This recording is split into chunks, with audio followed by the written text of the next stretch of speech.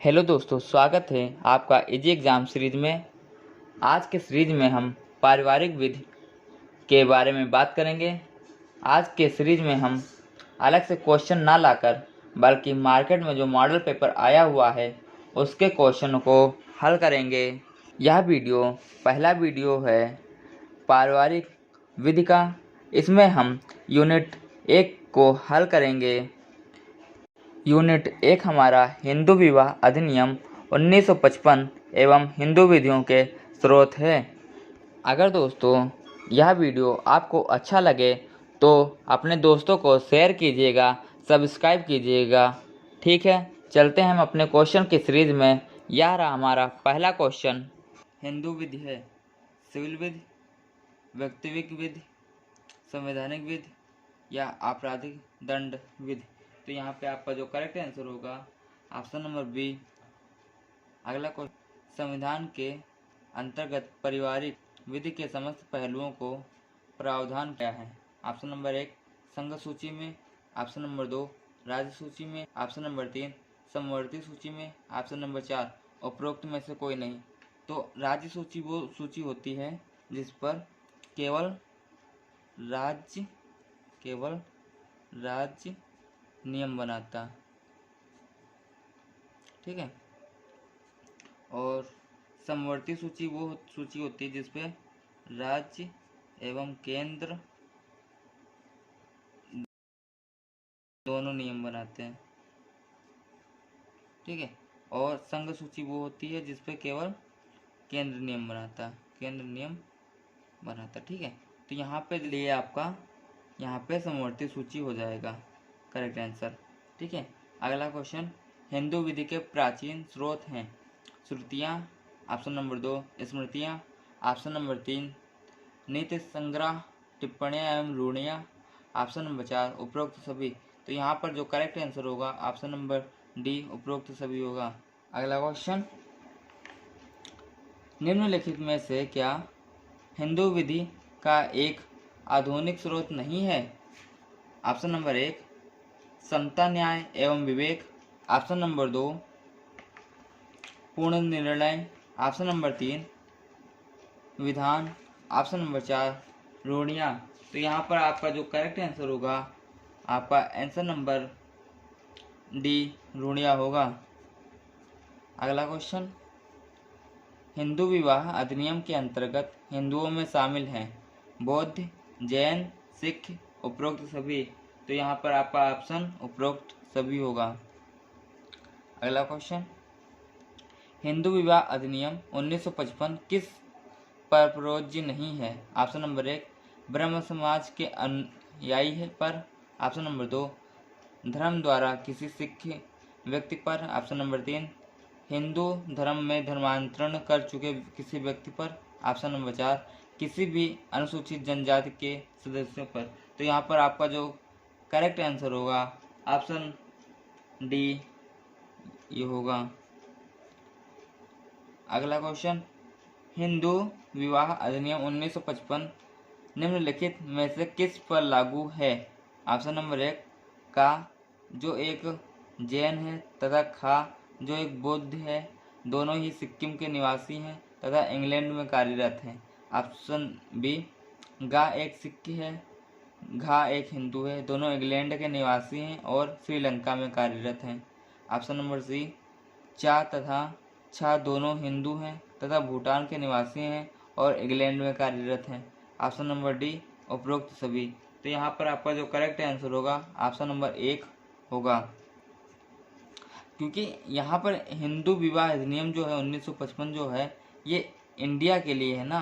अगला क्वेश्चन,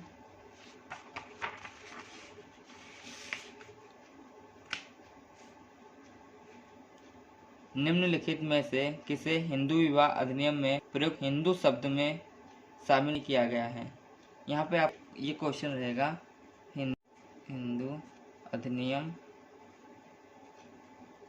कब लागू? तो यहाँ पे आपका जो करेक्ट आंसर होगा ऑप्शन 18 मई 1955 को लागू हुआ, जम्मू एंड कश्मीर को छोड़कर पूरे भारत में। ठीक है, अगला आपका क्वेश्चन, निम्नलिखित में किसे विवाह अधिनियम में प्रयुक्त हिंदू शब्द में शामिल नहीं किया गया? सिख लोगों को, जैन लोगों को, पारसी लोगों को, बौद्ध लोगों को। यहाँ पर आप करेक्ट आंसर होगा ऑप्शन नंबर सी, पारसी को होगा। अगला क्वेश्चन, निम्नलिखित में से कौन सा सही नहीं है?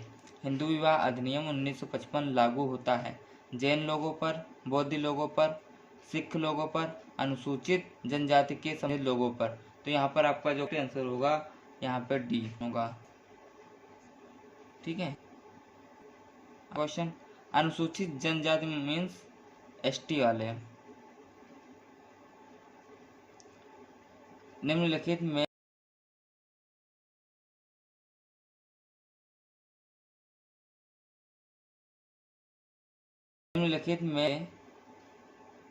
कौन हिंदू विवाह अधिनियम 1955 अधीन हिंदू नहीं होता? ऑप्शन एक वैध संतान जिसका पिता एक हिंदू तथा माँ एक पारसी हो तथा जिसका पालन पोषण पारसी परिवार के एक सदस्य के रूप में किया गया हो। ऑप्शन नंबर 2, एक अवैध संतान जिसका पिता एक सिख हो और माँ बौद्ध। नंबर सी, द्वारा एवं परिवर्तित। नंबर डी, धर्मानुसार एक देव।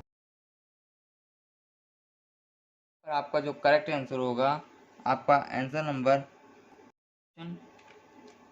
हिंदू विधि से पर लागू। ऑप्शन एक, कोई व्यक्ति जो अनुसार सिख बौद्ध। नंबर कोई भी व्यक्ति माता ने जन्म हो। 3, कोई भी व्यक्ति ईसाई, पारसी अथवा यहूदी हो। ऑप्शन नंबर, अनुसूचित जनजाति किस जिन्हें भारत संविधान के अनुच्छेद खंड 25 में शामिल किया गया। यहाँ पर आपका करेक्ट होगा ऑप्शन नंबर डी, अनुसूचित जनजाति जो आए तो हिंदू विधि लागू नहीं होगी।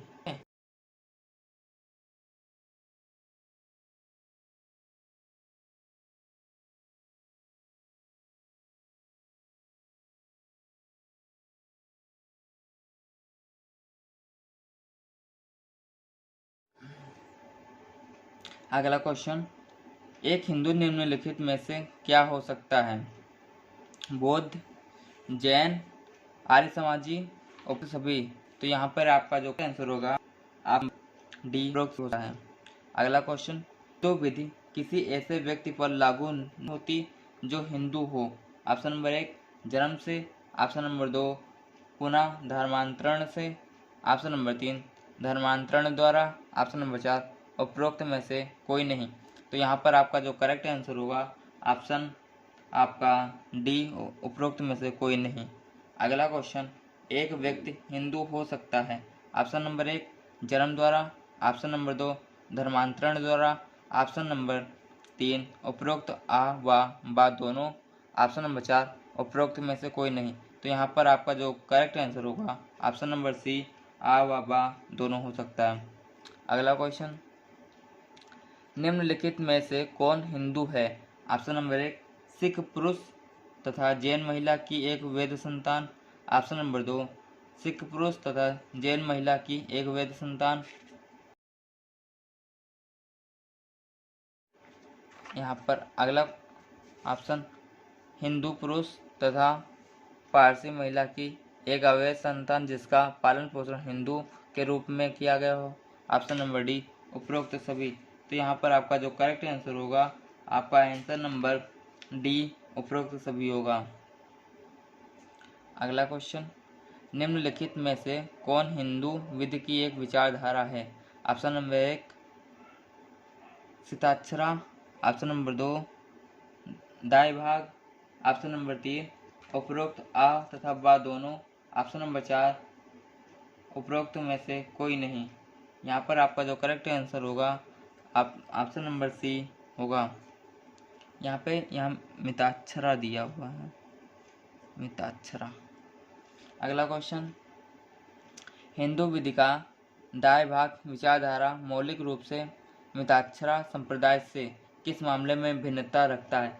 Option number 1, संरक्षकता। ऑप्शन नंबर 2, विरासत एवं बंटवारा। ऑप्शन नंबर 3, स्त्रीधन। ऑप्शन नंबर 4, विवाह। तो यहाँ पर आपका जो करेक्ट आंसर होगा ऑप्शन नंबर बी विरासत एवं बंटवारा खा होगा।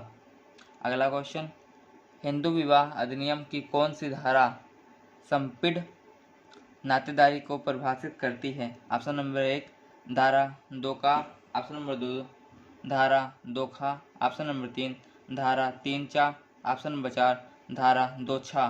तो यहाँ पर आपका जो करेक्ट आंसर होगा ऑप्शन नंबर सी धारा 3 चा होगा। अगला क्वेश्चन, संपीड़ नातेदारी में किसके द्वारा उत्पन्न नातेदारी शामिल होती है? ऑप्शन नंबर 1 अर्ध अथवा पूर्ण रक्त, ऑप्शन नंबर 2 पूर्ण रक्त, ऑप्शन नंबर 3 दत्तक, ऑप्शन नंबर 4 उपरोक्त सभी। तो यहाँ पर आपका जो करेक्ट आंसर होगा ऑप्शन नंबर डी उपरोक्त सभी होगा। अगला क्वेश्चन, संपीड़ नातेदारी का विस्तार होता है? ऑप्शन नंबर 1 माँ की चौथी पीढ़ी तक, ऑप्शन नंबर 2 माँ की 5वीं पीढ़ी तक, ऑप्शन नंबर 3 माँ की 3री पीढ़ी तक, ऑप्शन नंबर 4 उपरोक्त में से कोई नहीं। तो यहाँ पर आपका जो करेक्ट आंसर होगा आपका आंसर नंबर सी माँ की 3री पीढ़ी तक होगा। अगला क्वेश्चन, हिंदू विवाह के संबंध में किसी व्यक्ति की संपीड़ नातेदारी को किस पीढ़ी तक शामिल किया जाता है? ऑप्शन नंबर 1 केवल पिता की ओर से वंश रेखा की 5वीं पीढ़ी तक, ऑप्शन नंबर 2 केवल माँ की ओर से वंश रेखा की 3री पीढ़ी तक, ऑप्शन नंबर 3 उपरोक्त आ व बा, ऑप्शन नंबर 4 उपरोक्त में से कोई नहीं। तो यहाँ पर आपका जो करेक्ट आंसर होगा ऑप्शन नंबर सी उपरोक्त आ तथा बा दोनों होगा। केवल पिता की ओर से वंश रेखा की 5वीं पीढ़ी, ये नोट कर लेना आप, और केवल माँ की ओर से वंश रेखा की 3री पीढ़ी।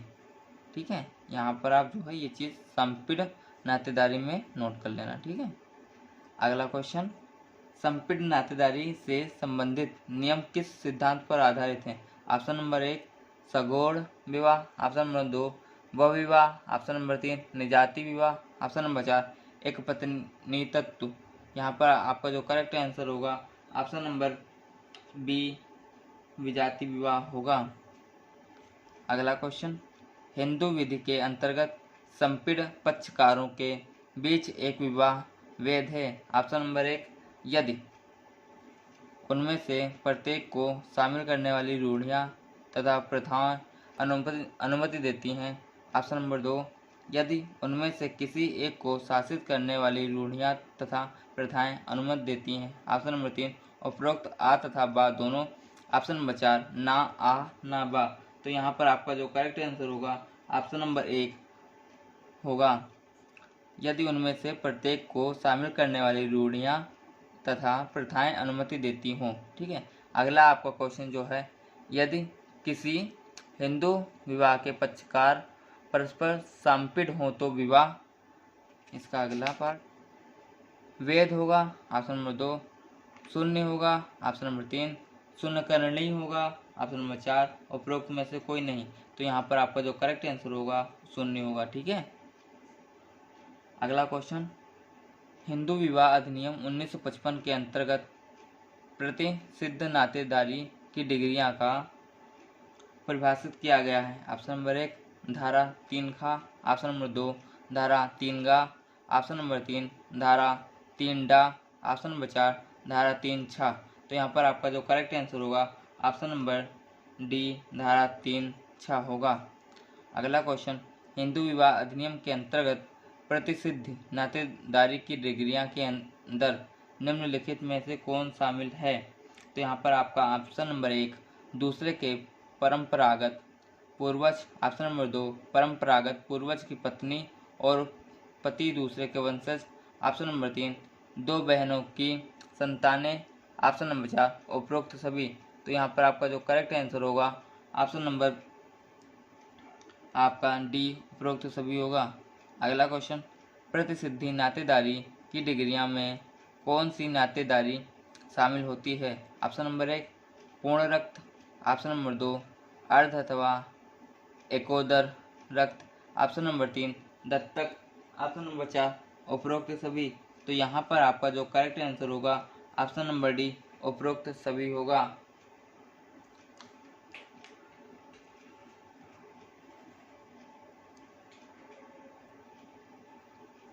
अगला क्वेश्चन, जब दो व्यक्ति किसी साझा पूर्वज के वंशज हों किंतु अलग अलग पत्नियों से, तो उन्हें एक दूसरे से किस प्रकार का संबंधित कहा जाता है? ऑप्शन नंबर 1 अर्धरक्त, ऑप्शन नंबर 2 पूर्ण रक्त, ऑप्शन नंबर 3 एकोदर रक्त, ऑप्शन नंबर 4 उपरोक्त में से ए या कोई नहीं। ठीक है, तो यहाँ पर आपका जो करेक्ट आंसर होगा ऑप्शन नंबर 1 अर्धरक्त कहा जाता है। ठीक है, अगला क्वेश्चन, निषिद्ध डिग्री तथा सांपिड नातेदारी होती है। ऑप्शन नंबर 1 साझा तौर पर विशिष्ट, ऑप्शन नंबर 2 परस्पर आश्रित, ऑप्शन नंबर 3 परस्पर अतिव्यापित हो सकते हैं, ऑप्शन नंबर 4 उपरोक्त में से कोई नहीं। तो यहाँ पर आपका जो करेक्ट आंसर होगा ऑप्शन नंबर सी परस्पर अतिव्यापित हो सकते हैं। अगला क्वेश्चन, एक हिंदू लड़की अपनी माँ की बहन के दत्तक हिंदू पुत्र से विवाह करना चाहती है, जो पूर्व के दिनों के दौरान बचपन से ही उसका मित्र रहा है। हिंदू विधि के अंतर्गत ऐसा विवाह वैध होगा, नाते की प्रतिसिद्धि डिग्री में आएगा, ऑप्शन नंबर शून्य का निर्णय होगा, ऑप्शन नंबर 4 उपरोक्त में से कोई नहीं। तो यहाँ पर आपका जो करेक्ट आंसर होगा ऑप्शन नंबर बी होगा। अगला क्वेश्चन, एक समान गोत्र वाले एक 23 वर्षीय हिंदू लड़के तथा 19 वर्षीय हिंदू लड़की के बीच विवाह होगा।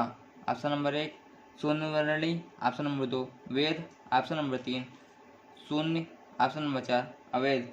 तो यहाँ पर आपका जो करेक्ट आंसर होगा ऑप्शन नंबर सी वैध होगा। अगला क्वेश्चन,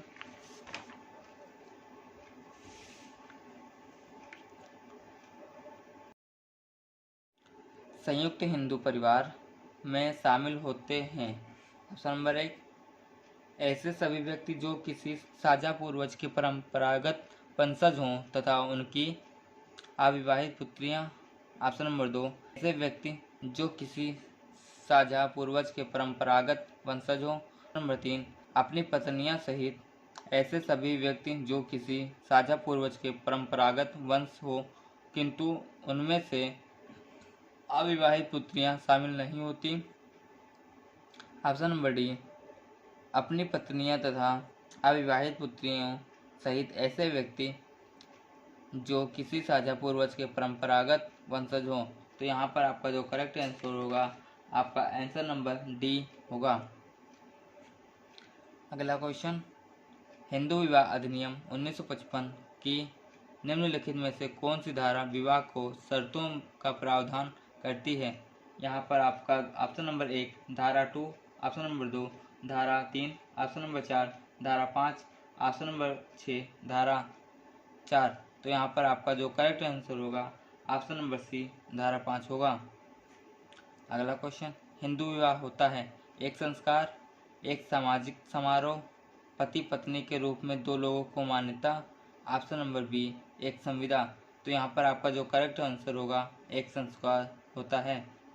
हिंदू विवाह एक संस्कार है, बल्कि मुस्लिम में विवाह जो होता है वो एक समझौता होता है। मुस्लिम विवाह एक समझौता है।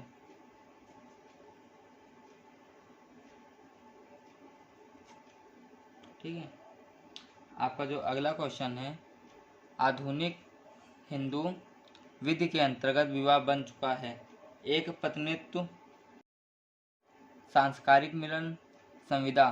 तो यहाँ पर आपका जो करेक्ट आंसर होगा ऑप्शन नंबर 1 एक पत्नीत्व होगा। अगला क्वेश्चन, हिंदू विवाह अधिनियम की धारा 5 आई लागू करती है सगोत्र विवाह, विजाति विवाह, एक पत्नीत्व, उपरोक्त सभी। तो यहाँ पर आपका जो करेक्ट आंसर होगा ऑप्शन नंबर बी एक पत्नीत्व होगा। अगला क्वेश्चन, क्या एक हिंदू अपनी पत्नी को लिखित सहमति के आधार पर दोबारा विवाह कर सकता है? ऑप्शन 1 हाँ, ऑप्शन नंबर 2 नहीं, ऑप्शन नंबर 3 हाँ यदि पत्नी 21 वर्ष की आयु की हो, ऑप्शन नंबर 4 हाँ यदि पत्नी ने पिछले 10 वर्षों में किसी संतान को जन्म ना दिया हो। तो यहाँ पर आपका जो करेक्ट आंसर होगा ऑप्शन नंबर बी होगा। क्योंकि आप एक शादी कर चुके हैं। एक शादी के बाद आप जब तक उससे डाइवोर्स नहीं लेंगे, उसके बाद आप उसको चाहे लिखित दें चाहे मौखिक दें, आप उसको किसी प्रकार से दोबारा शादी नहीं कर सकते हैं। अगला क्वेश्चन, निम्नलिखित में से कौन सा एक वैध हिंदू विवाह की शर्त हो नहीं है? ऑप्शन नंबर 1, किसी भी पक्ष का पति पत्नी विवाह के समय जीवित नहीं होना चाहिए।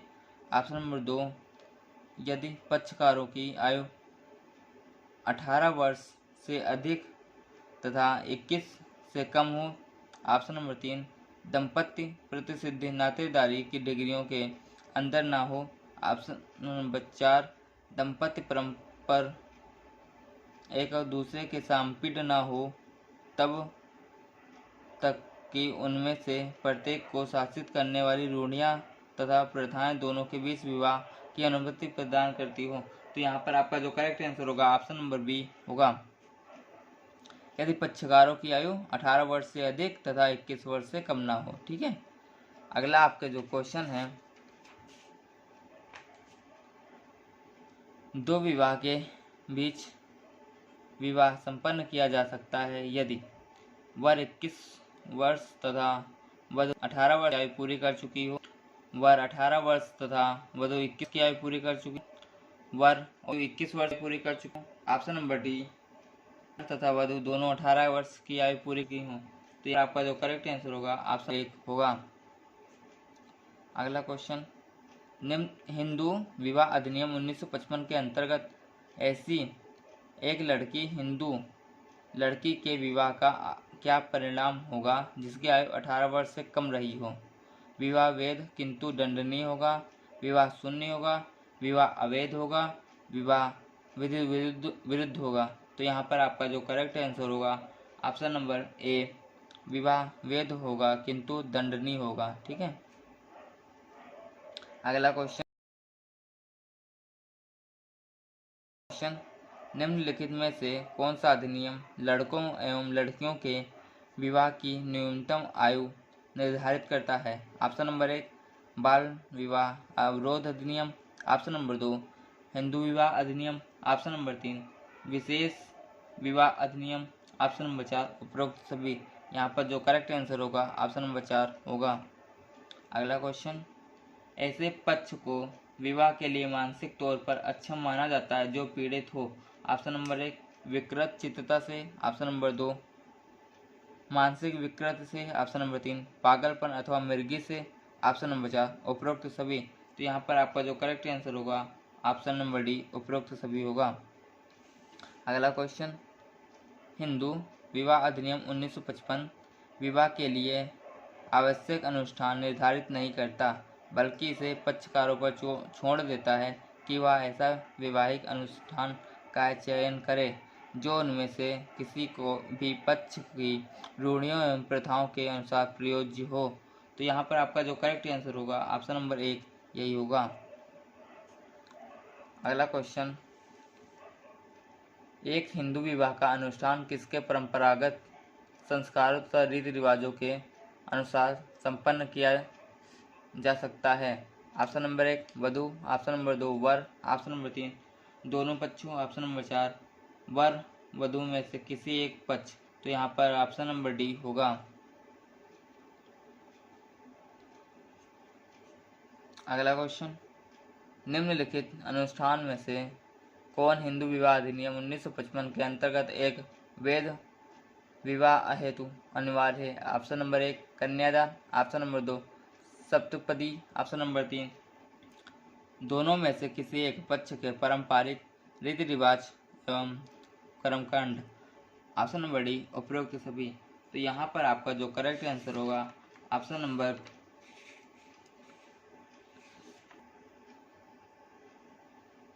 नंबर सी होगा।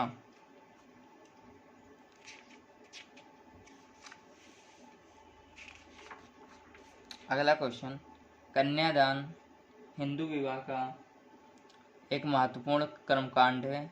क्या यह विवाह की वैधता के लिए आवश्यक है?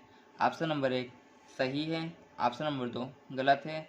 ऑप्शन नंबर 3, सही है किंतु यदि कन्यादान जैविक पिता द्वारा किया गया हो। ऑप्शन नंबर 4 सही है, किंतु यदि कन्यादान किसी रक्त संबंधी द्वारा किया गया हो तो यहाँ पर आपका जो करेक्ट आंसर होगा ऑप्शन नंबर बी होगा।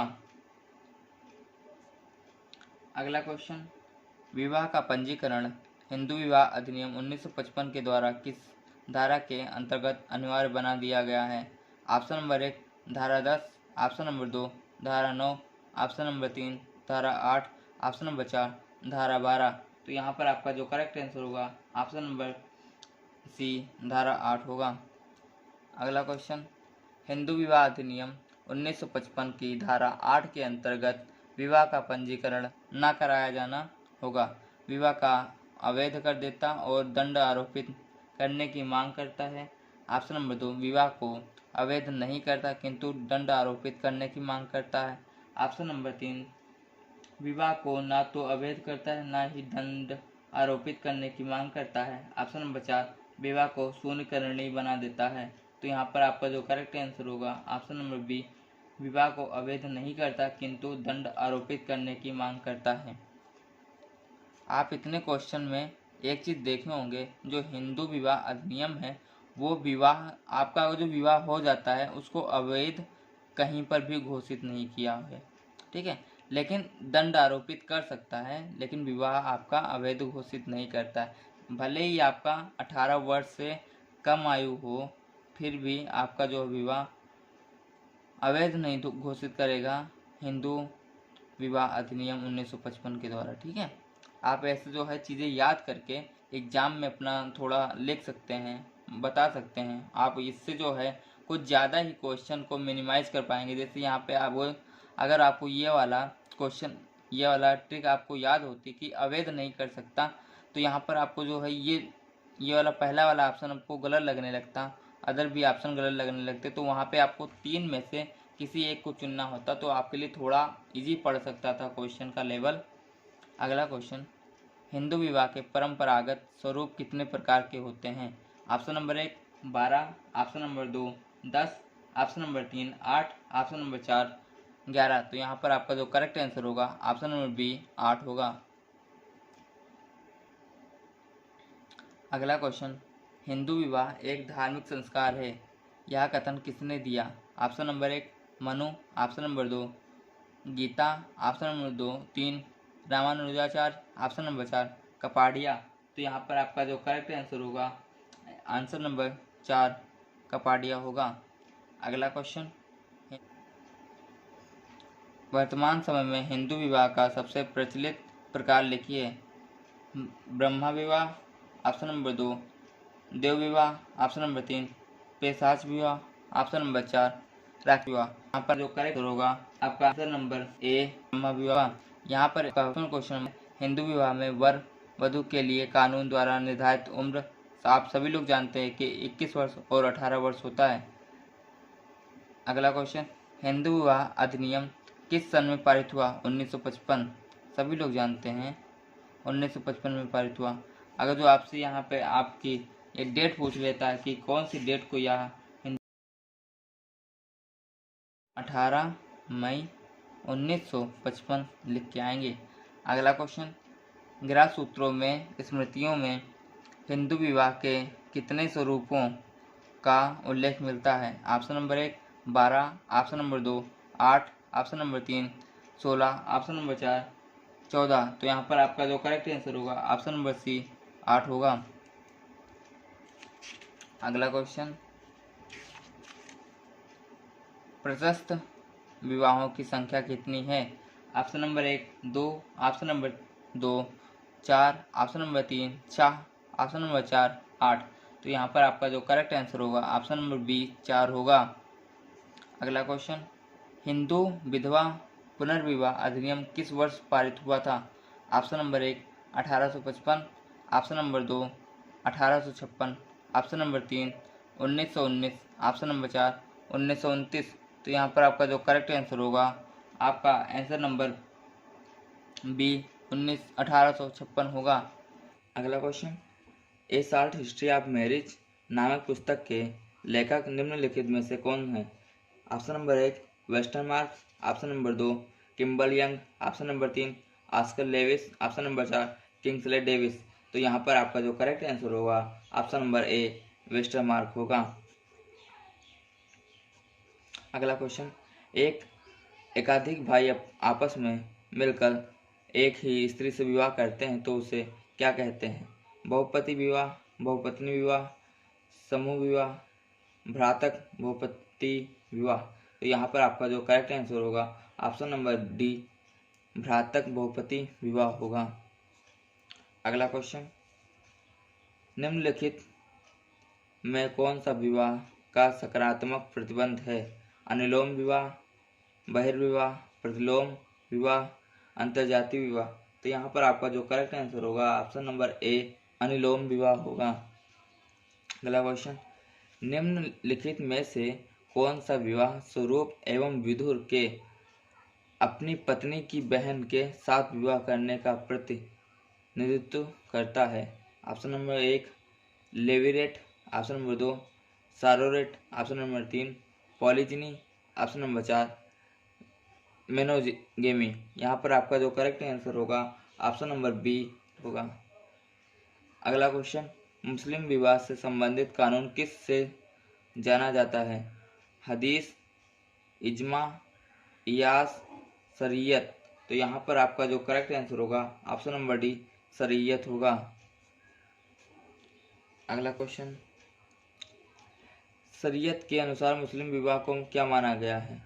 खुदा का हुक्म, समझौता, सुन्ना, उपयुक्त में कुछ नहीं। तो यहाँ पर आपका जो करेक्ट आंसर होगा ऑप्शन नंबर बी समझौता। ठीक है।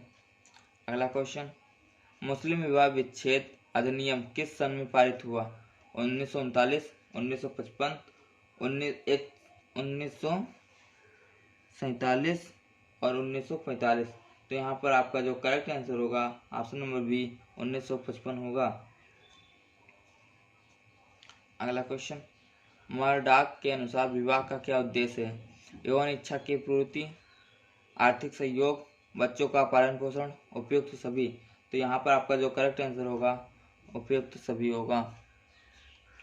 अगला क्वेश्चन, भ्रातक बहुपति विवाह किसमें पाया जाता है? टोडा, नागा, राजपूत, खासी। तो यहाँ पर आपका जो करेक्ट आंसर होगा ऑप्शन नंबर डी खासी होगा। अगला क्वेश्चन, निम्नलिखित में कौन सा जनजाति मातृवंशी है? तो यहाँ पर आपका जो करेक्ट आंसर होगा ऑप्शन नंबर ए चेक्सेंज, जेनेटिया, मीजो, कुकी। तो यहाँ पर आपका जो करेक्ट आंसर होगा ऑप्शन नंबर बी जेनेटिया होगा। अगला क्वेश्चन, पलायन विवाह एक प्रकार है ईसाई विवाह का, हिंदू विवाह का, मुस्लिम विवाह का, जनजाति विवाह का। तो यहाँ पर आपका जो करेक्ट आंसर होगा ऑप्शन नंबर डी जनजाति विवाह होगा। अगला क्वेश्चन, अपने समूह तथा जाति के अंदर विवाह करना क्या कहलाता है? अंता विवाह, अनुलोम विवाह, बहिर्वाद, प्रतिलोम। तो यहाँ पर आपका जो करेक्ट आंसर होगा ऑप्शन नंबर ए अंता विवाह होगा। अगला क्वेश्चन, भारतीय मुस्लिम त्योहार और रीति रिवाज नामक पुस्तक के लेखक कौन है? Option number 1 Majda Asad, option number 2 M Srinivas, option number 3 S C. Dube, option number 4 B R. Chauhan. तो यहाँ पर आपका जो करेक्ट आंसर होगा option number A Majda Asad होगा। अगला question, marriage and family in India नामक पुस्तक के लेखक कौन है? ये आपके जो पुस्तक के लेखक आ रहे हैं इनको आप नोट कर लीजिएगा, ये आपके लिए इम्पोर्टेंट हो सकते हैं, इससे आपका क्वेश्चन बन सकता है। अगला इसका जो ऑप्शन नंबर होगा ऑप्शन नंबर ए के.एम. कपाडिया होगा। कपाडिया को आप जरूर याद कर लीजिएगा। कपाडिया अभी तक जो है 4-5 क्वेश्चनों में आ चुका है। हिंदू विवाह अधिनियम 1955 की धारा 19 के अंतर्गत वैवाहिक मामले में एक याचिका किस स्थान पर प्रस्तुत की जानी होती है? ऑप्शन नंबर 1 जहां विवाह संपन्न किया गया हो, ऑप्शन नंबर 2 जहां याचिका प्रस्तुत करते समय प्रतिवादी निवास कर रहा हो, ऑप्शन नंबर 3 जहां विवाह के दोनों पक्षकार अंतिम बार एक साथ निवास कर चुके हों, ऑप्शन नंबर 4 उपरोक्त सभी। तो यहाँ पर आपका जो करेक्ट आंसर होगा ऑप्शन नंबर डी उपरोक्त सभी होगा। अगला क्वेश्चन, निम्नलिखित में से किस मामले में प्रक्रिया एक बंद कमरे में संपन्न की जाएगी? ऑप्शन नंबर 1 विवाहिक, ऑप्शन नंबर 2 भरण पोषण, ऑप्शन नंबर 3 वसीयती तथा निर्वसिती उत्तराधिकारी, ऑप्शन नंबर 4 उपरोक्त सभी। तो यहाँ पर जो करेक्ट आंसर होगा ऑप्शन नंबर 1 वैवाहिक होगा। अगला क्वेश्चन, इस अधिनियम के अंतर्गत कोई याचिका स्थानीय सीमाओं के अंदर स्थित किसी ऐसे जिला न्यायालय के समक्ष प्रस्तुत नहीं की जा सकती जिसकी सामान्य मौलिक अधिकारिता वह रही हो जहां ऑप्शन नंबर 1 विवाह संपन्न किया गया हो, ऑप्शन नंबर 2 याचिका प्रस्तुतकरण के समय प्रतिवादी निवास करता हो, ऑप्शन नंबर 3 विवाह के पक्षकार अंतिम तौर पर एक साथ निवास ना कर रहे हों, ऑप्शन नंबर 4 याचिकाकर्ता पत्नी याचिका प्रस्तुत करने के समय निवास कर रही हो। तो यहाँ पर आपका जो करेक्ट आंसर होगा ऑप्शन नंबर सी विवाह के पक्षकार अंतिम तौर पर एक साथ निवास ना कर रहे हों। ठीक है। अगला क्वेश्चन, हिंदू विवाह अधिनियम की धारा 22 किस संबंध में प्रावधान करती है? तो यहाँ पर आपका जो ऑप्शन नंबर होगा ऑप्शन नंबर बी बंद कमरे में कार्यवाहियों से। ठीक है। आपका अगला क्वेश्चन, हिंदू विवाह अधिनियम 1955 के अंतर्गत स्थायी विवाह व्यय और भरण पोषण का अधिकार उपलब्ध है। ऑप्शन नंबर 1 केवल पति को, ऑप्शन नंबर 2 केवल पत्नी को, ऑप्शन नंबर 3 पति तथा पत्नी दोनों को, ऑप्शन नंबर 4 केवल आश्रितों को। यहाँ पर आपका जो करेक्ट आंसर होगा ऑप्शन नंबर सी पति और पत्नी दोनों होगा। अगला क्वेश्चन, हिंदू विवाह अधिनियम 1955 की किस धारा के अंतर्गत वादकालीन भरण पोषण का प्रावधान किया गया है? ऑप्शन नंबर 1 धारा 23, ऑप्शन नंबर 2 धारा 24, ऑप्शन नंबर 3 धारा 25, ऑप्शन नंबर 4 धारा 26। तो यहाँ पर आपका जो करेक्ट आंसर होगा ऑप्शन नंबर बी धारा 24 होगा। धारा 24 में अंतर्गत वादकालीन भरण पोषण का प्रावधान है और धारा 22 में बंद कमरे वाला प्रावधान है। ठीक है।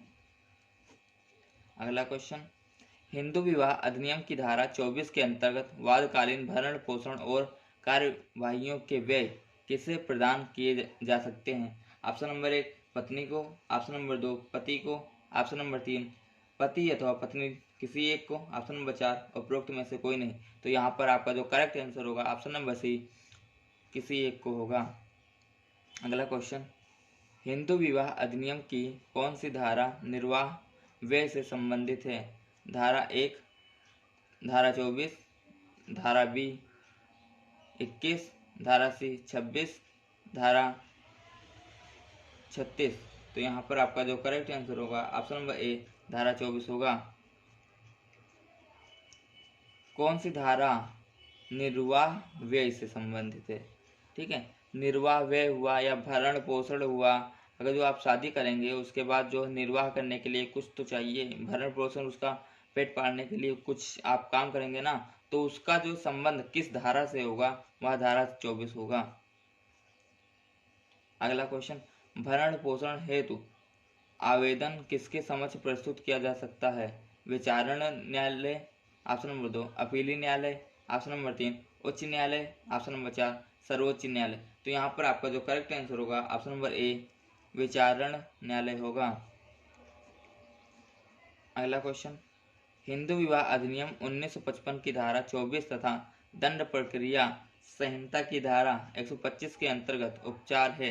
ऑप्शन नंबर 1 एक दूसरे पर निर्भर हैं, ऑप्शन नंबर 2 एक दूसरे से स्वतंत्र हैं, ऑप्शन नंबर 3 एक दूसरे के पूरक हैं, ऑप्शन नंबर 4 एक दूसरे के अनुपूरक हैं। तो यहाँ पर आपका जो करेक्ट आंसर होगा ऑप्शन नंबर बी एक दूसरे के से स्वतंत्र हैं। अगला क्वेश्चन, एक हिंदू किस प्रावधान के अंतर्गत अपनी पत्नी से भरण पोषण की मांग कर सकता है? ऑप्शन नंबर 1 हिंदू विवाह अधिनियम 1955 की धारा 24 के अंतर्गत, ऑप्शन नंबर 2 हिंदू दत्तक एवं भरण पोषण अधिनियम 1956 की धारा 18 के अंतर्गत, ऑप्शन नंबर 3 दंड प्रक्रिया संहिता की धारा 125। ऑप्शन नंबर 4 उपरोक्त में से किसी के अंतर्गत नहीं। तो यहाँ पर आपको जो करेक्ट आंसर होगा ऑप्शन नंबर 1 1955 अधिनियम धारा 24 के अंतर्गत होगा। अगला क्वेश्चन, पति पत्नी द्वारा वैवाहिक कार्यवाही को लंबित रहने के दौरान किया गया भरण पोषण का अंतरिम दावा क्या कहा जाता है? ऑप्शन नंबर 1 वाद लंबित रहने के दौरान भरण पोषण। ऑप्शन नंबर 2 वाद लंबित रहने के दौरान निर्वाह व्यय प्राप्तियां। ऑप्शन नंबर 3 इनमें से कोई नहीं। तो यहाँ पे आपका जो करेक्ट आंसर होगा ऑप्शन नंबर ए होगा। अगला क्वेश्चन, हिंदू विवाह अधिनियम 1955 की धारा 24 के प्रावधान समरूपी है, मीन्स भरण पोषण के समरूपी कौन है?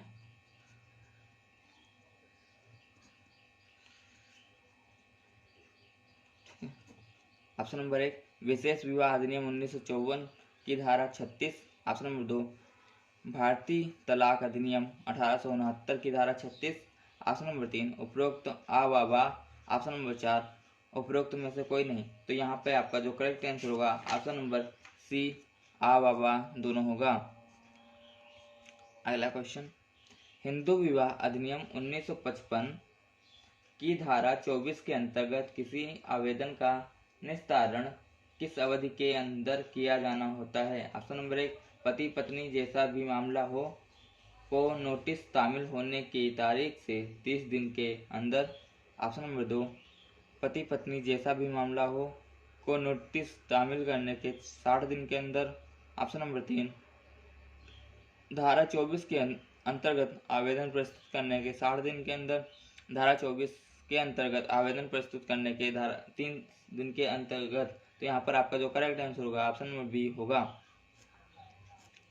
अगला क्वेश्चन, हिंदू विवाह अधिनियम 1955 की धारा 25 के अंतर्गत किसी आवेदन के संबंध में निम्नलिखित में कौन सा प्रस्ताव सही नहीं है?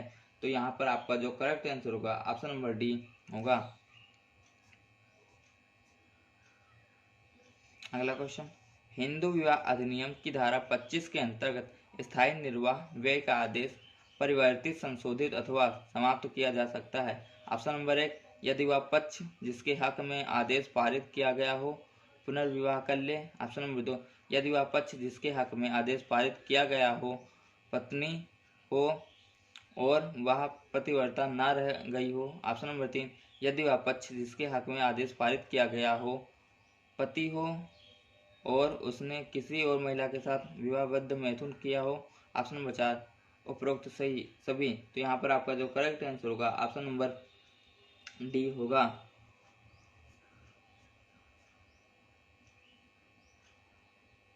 अगला क्वेश्चन, विवाह विच्छेद के एक वाद में ऑप्शन नंबर 1 स्थायी निर्वाह व्यय प्रदान की जा सकती है। ऑप्शन नंबर 2 वादकालीन भरण पोषण प्रदान किया जा सकता है। ऑप्शन नंबर 3 वादकालीन भरण पोषण तथा स्थायी निर्वाह व्यय दोनों प्रदान किया जा सकता है। ऑप्शन नंबर 4 वादकालीन भरण पोषण तथा स्थायी निर्वाह व्यय दोनों नहीं प्रदान किया जा सकता। तो यहाँ पर आपका ऑप्शन नंबर सी होगा।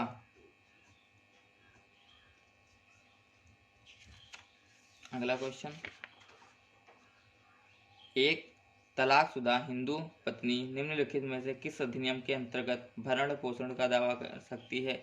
ऑप्शन नंबर 1 केवल हिंदू विवाह अधिनियम के अंतर्गत। ऑप्शन नंबर 2 हिंदू विवाह अधिनियम तथा दंड प्रक्रिया संहिता 1973 के अंतर्गत। ऑप्शन नंबर 3 हिंदू दत्तक एवं भरण पोषण अधिनियम 1956 तथा हिंदू विवाह अधिनियम के अंतर्गत। ऑप्शन नंबर 4 उपरोक्त सभी। तो यहाँ पर आपका जो करेक्ट आंसर होगा ऑप्शन नंबर बी हिंदू विवाह अधिनियम तथा दंड प्रक्रिया संहिता 1973 के अंतर्गत। अगला क्वेश्चन, हिंदू विवाह अधिनियम 1955 के धारा 25 के अंतर्गत स्थायी निर्वाह व्यय का आदेश किसके द्वारा पारित किया गया जा सकता है? Option number 1 civil court. Option number 2 हिंदू विवाह अधिनियम 1955 के अंतर्गत अधिकारित का उपयोग करने वाले न्यायालय। ऑप्शन नंबर 3 उपरोक्त आ व बा दोनों सही। ऑप्शन नंबर 4 ना आ ना बा। तो यहाँ पर आपका जो करेक्ट आंसर होगा ऑप्शन नंबर बी होगा। अगला क्वेश्चन, हिंदू विवाह अधिनियम 1955 की धारा 26, जिसमें हिंदू विवाह संशोधन अधिनियम 1964 द्वारा संशोधन किया गया, किससे संबंधित है? ऑप्शन नंबर 1 संतानों की अभिरक्षा, ऑप्शन नंबर 2 संपत्ति के बेयन, ऑप्शन नंबर 3 वाद लंबित रहने के दौरान भरण पोषण, ऑप्शन नंबर 4 स्थायी निर्वाहिका। तो यहाँ पर आपका जो करेक्ट आंसर होगा ऑप्शन नंबर ए होगा, संतानों की अभिरक्षा। धारा 26 संतानों की अभिरक्षा। ठीक है, धारा 22 क्या था और धारा 24 क्या था, धारा 26 क्या है? ठीक है, धारा 22 बंद कमरे का प्रावधान,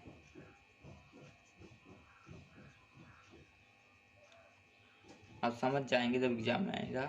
ऑप्शन नंबर 24 भरण पोषण। ठीक है, धारा 26 क्या है?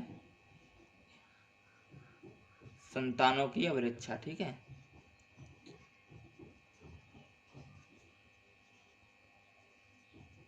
ऐसे आप अगर जो कोरिलेट करके पढ़ेंगे तो आपके लिए थोड़ा आसान पड़ जाएगा, क्योंकि बहुत से ऐसे क्वेश्चन होते हैं जो कोरिलेट करके ही जो याद हो जाते हैं, लेकिन अदर क्वेश्चन नहीं याद हो पाते हैं। ठीक है, अगला क्वेश्चन, अधिनियम की धारा 27 तभी आकर्षित होती है जब विवाह के समय अथवा उसके आसपास उपहार में दी गई संपत्ति का स्वामित्व हो। ऑप्शन नंबर 1 पति का, ऑप्शन नंबर 2 पत्नी का, ऑप्शन नंबर 3 पति पत्नी का संयुक्त हो, ऑप्शन नंबर 4 उपरोक्त में से कोई नहीं। तो यहाँ पर आपका जो करेक्ट आंसर होगा ऑप्शन नंबर सी पति पत्नी का संयुक्त हो।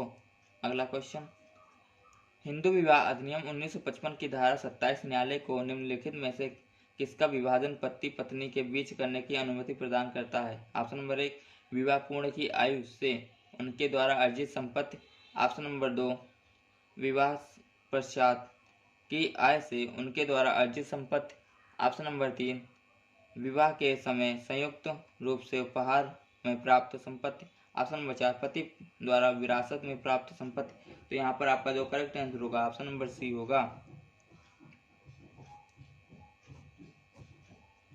अगला क्वेश्चन, हिंदू विवाह अधिनियम की धारा 28 के अंतर्गत 23 दिसंबर 2003 के बाद से डिक्रियों अथवा आदेशों से उत्पन्न पहले अपील को डिक्री अथवा आदेश पारित होने की तिथि से कितने दिनों के अंदर प्रस्तुत किया जाना चाहिए? ऑप्शन नंबर ए 120 दिन, ऑप्शन नंबर 2 90 दिन, ऑप्शन नंबर 3 30 दिन, ऑप्शन नंबर 4 60 दिन। तो यहाँ पर आपका जो करेक्ट आंसर होगा ऑप्शन नंबर बी 90 दिन होगा। अगला क्वेश्चन, यदि किसी हिंदू लड़के की आयु उसके 18 से कम हो तो हिंदू नियम के अंतर्गत ऐसे विवाह परिणाम क्या होगा? ठीक है, नंबर 1 विवाह होगा किंतु दंडनीय होगा, ये वाला क्वेश्चन आपका पहले आ चुका था। विवाह शून्य होगा, विवाह अवैध होगा, विवाह विधि विरुद्ध होगा। तो यहाँ पर आपका जो ऑप्शन नंबर 1 होगा, विवाह वैध होगा किंतु दंडनीय होगा। ठीक है, आपका क्वेश्चन यहाँ पे करना है के आधार विवाह को अकृत किए जाने की करने हेतु समय परिसीमा की अवधि है। ऑप्शन नंबर 1 के तथ्य की जानकारी होने की तिथि से 1 वर्ष के अंतर, नंबर 2 के तथ्य की जानकारी होने की तिथि से 6 माह अंदर, ऑप्शन 3 की घटना के 2 वर्ष के अंदर, ऑप्शन नंबर 4 की घटना होने के 14 माह के अंदर। तो यहाँ पर आपका जो करेक्ट आंसर होगा ऑप्शन नंबर ए होगा।